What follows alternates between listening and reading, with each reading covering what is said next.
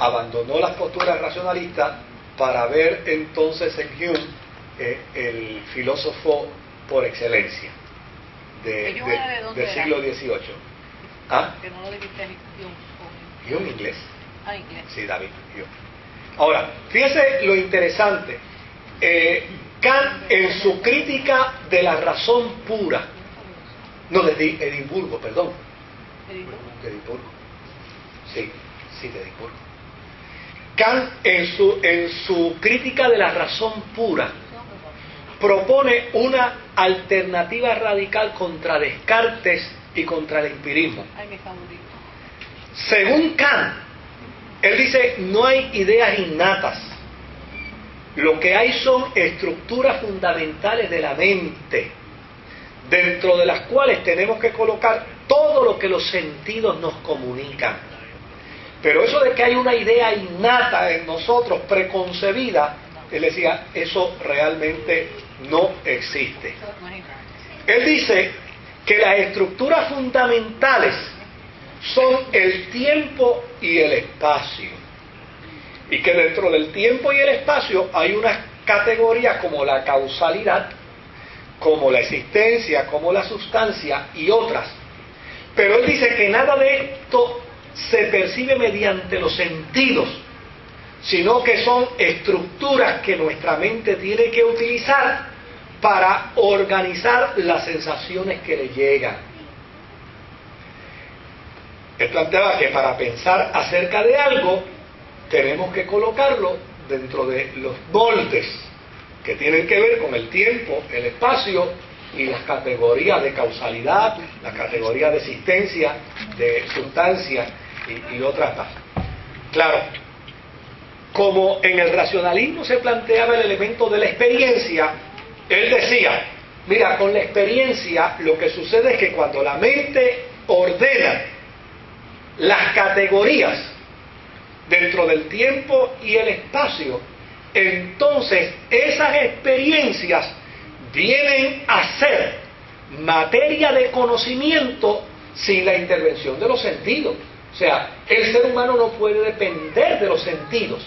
El ser humano tiene que depender de aquellas cosas que adquiere mediante el tiempo y el espacio dentro de ese contexto de lo que es causal, de lo que es probable, pero no puede depender de los sentidos. Es interesante, yo le dije ahorita que después que hablemos de todo esto, ya la semana que viene la cosa va a estar un poco más refrescada, porque entonces vamos a traer con los teólogos que dijeron, no, vamos a poner esto en perspectiva. Mire, hoy en día se dan fenómenos que dentro del marco religioso guardan alguna relación con esto. Y es, por ejemplo, los planteamientos que algunos religiosos hacen en términos de los sentidos. Por ejemplo, una de las cosas que a mí más me asusta de la gente es cuando me dice, yo sentí por el Señor. ¿Y qué quiere decir sentir por el Señor?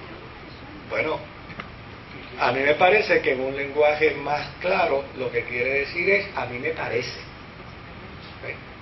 Pero lo que pasa es que cuando la persona dice eso, quiere, en alguna medida, que se le avale lo que va a postular, ¿verdad? Es como una amistad que vino hoy a verme, y de hecho yo aquí los martes no vengo, en estos días no he estado viniendo, y entonces, pero tuve que venir a resolver unas cositas, y cuando me vio en la oficina, le dijo a Nini, y esto es del Señor porque Él está ahí. Y yo le dije, pues de ningún señor porque yo no te voy a atender.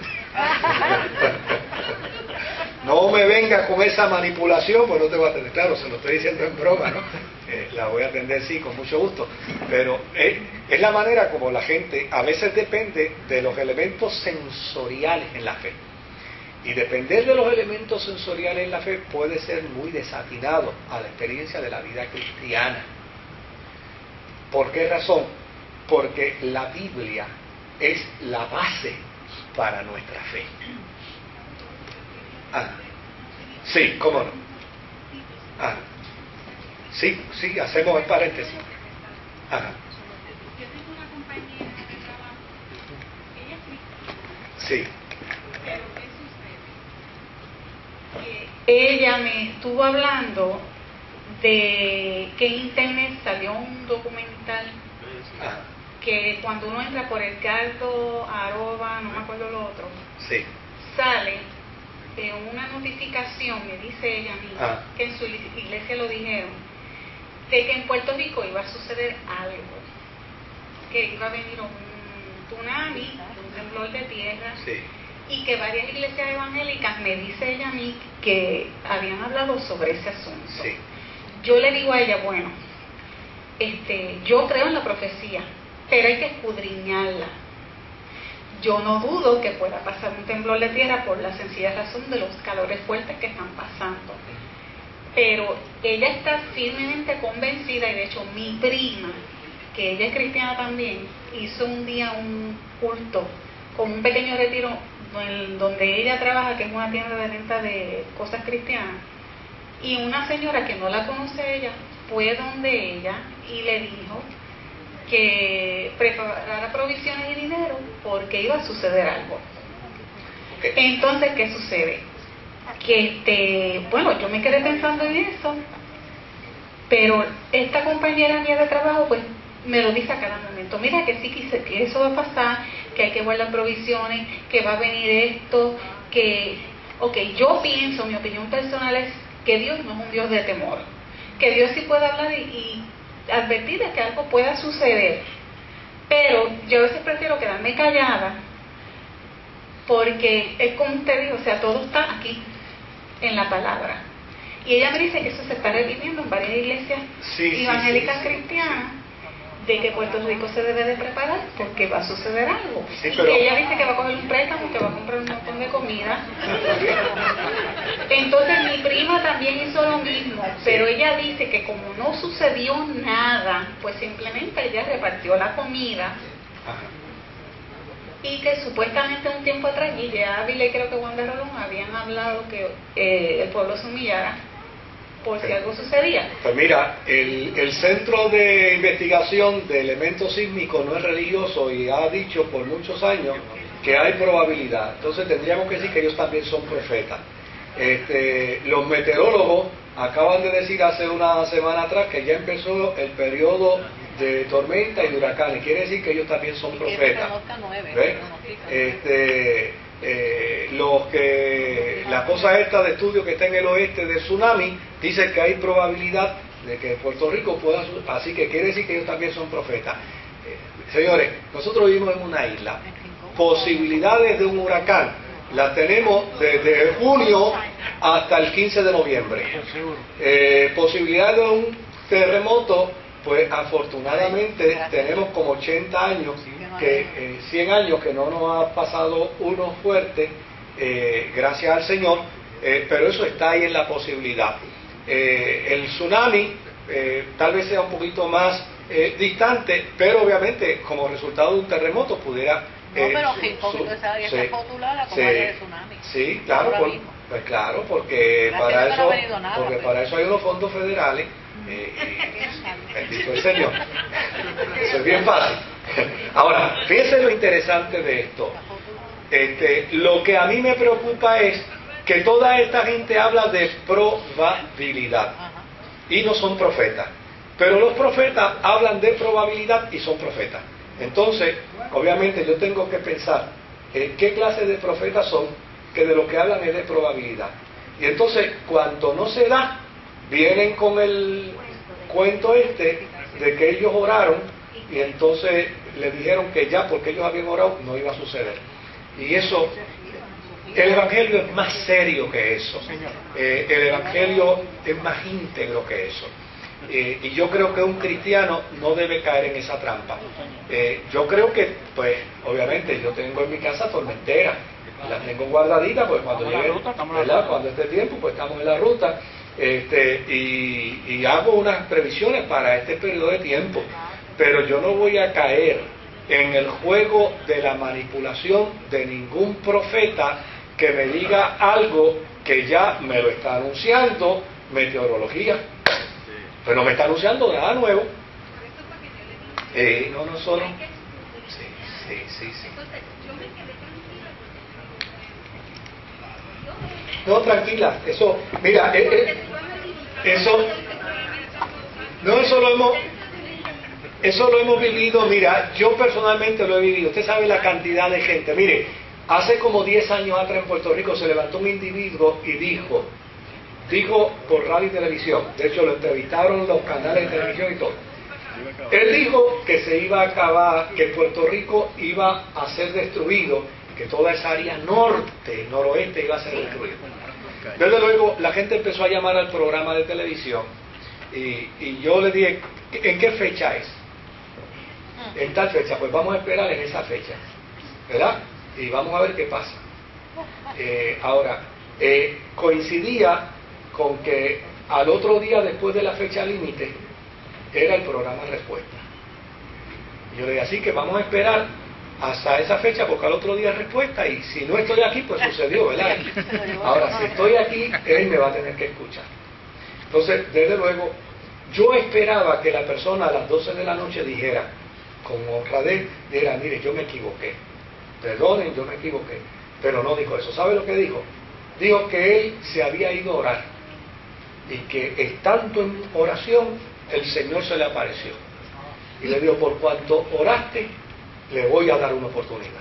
Óyeme, tuvo a este pueblo en vilo, en desesperación, en ansiedad como por 2 meses, para después venir con el juego de que el Señor le dijo que por cuanto él había orado. Oye, ¿por qué no oró 2 meses antes para evitar la crisis emocional que le creó a este pueblo? Eso son falta de respeto, eso es falta de seriedad en el campo teológico. No tenemos que preocuparnos. Permítame terminar con Rousseau, porque con Kant, porque Kant pone el punto final de toda esta controversia en este siglo XVIII. Kant decía que los argumentos cristianos de la existencia de Dios y la inmortalidad del alma perdían validez, puesto que se sostenían en aquello que era la postulación de la razón, que no podía ser sostenida. Eso no quiere decir que Kant negaba absolutamente la existencia de Dios o del alma. Lo que él decía era, si Dios y el alma existen, la razón es incapaz de conocerlas. De igual modo que el oído no puede ver, ni el ojo puede oír. Es decir, es hasta cierto punto, ¿no? Era hasta cierto punto soberbia de estos filósofos decir que ellos podían conocer y descifrar a Dios a través de la razón. Oye, Pablo dice, ahora vemos por espejo, oscuramente. Es una soberbia pretender decir que la razón puede conocer a Dios a plenitud. Kant, en su libro Crítica de la razón pura, en el siglo XVIII, casi para el XIX, aborda el tema de la religión solo para decir que él no los toca mucho, pues no es de particular interés para él. Desde luego, esta gente no está en el área religiosa. Pero esto no termina aquí. Kant dio paso a que los teólogos del siglo XVIII entonces se vieran obligados en el siglo XVIII a entender las relaciones entre la fe y la razón de un modo muy distinto al que lo habían hecho los religiosos hasta entonces. Pues, ¿por qué razón? Porque en el siglo XVII Galileo Galilei dijo, mire, la Tierra gira alrededor del Sol, y vinieron los católicos y los metieron en un cuarto y dijeron, como tú vuelvas a decir eso, el que va a girar alrededor de la hoguera es así que no se te ocurra decir eso. Pues está bien, pues no lo digo. Y arrancó y se fue para otro lugar, y allá lo cogieron los protestantes. Aquí no venga a decir eso, que no te lo vamos a aceptar tampoco. Entonces pues tuvo que decir, mira, guárdame esos documentitos y cuando yo me muera, tíralo por afuera. ¿Por qué? Porque la religión entendía que no, que era el sol quien giraba alrededor de la tierra. Desde luego, el que apareciera, mire, el jíbaro nuestro dice que no hay mal que por bien no venga. El que apareciera esta fenomenología de filósofos que entraran ahora a contradecir la religión, permitió entonces